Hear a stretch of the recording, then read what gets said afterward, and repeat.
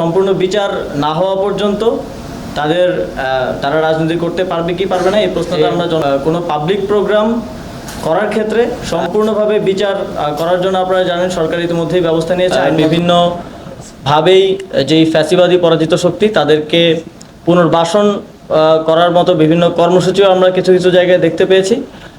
এই বিষয়টি অবশ্যই যেহেতু আমরা ছাত্র জনতার অভ্যুত্থানের ভিত্তিতে গঠিত একটি সরকার, আমরা মনে করি বিচারের আগ পর্যন্ত সম্পূর্ণ বিচার নিশ্চিত না হওয়া পর্যন্ত ফ্যাসিবাদীদের পুনর্বাসনের আর কোনো সুযোগ নেই।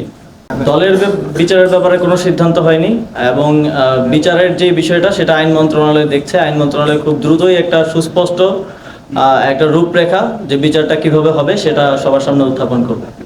দেশের জনগণ ডিসাইড করবে, যেহেতু একটি গণহত্যা আওয়ামী লীগ ঘটিয়েছে এদেশে, সেই গণহত্যার দায় নিয়ে তারা কিভাবে ফিরবে বা তাদেরকে ফিরতে দেওয়া হবে কিনা এটা জনগণ ডিসাইড করবে, এটা জনগণের সিদ্ধান্ত। ফ্যাসিবাদী যেই রাজনৈতিক দল কিংবা রাজনৈতিক জোট বাংলাদেশে ফ্যাসিবাদ প্রতিষ্ঠা করেছিল, বিচারের সম্পূর্ণ বিচার না হওয়া পর্যন্ত তারা রাজনীতি করতে পারবে কি পারবে না এই প্রশ্নটা আমরা জনগণের কাছে ছেড়েছি।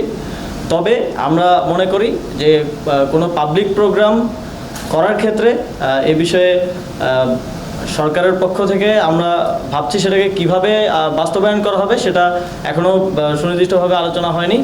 তবে আমরা এটাকে অবশ্যই নিরুৎসাহিত করব। সম্পূর্ণভাবে বিচার করার জন্য আপনারা জানেন সরকার ইতিমধ্যেই ব্যবস্থা নিয়েছে। আইন মন্ত্রণালয় এটা নিয়ে কাজ করছে।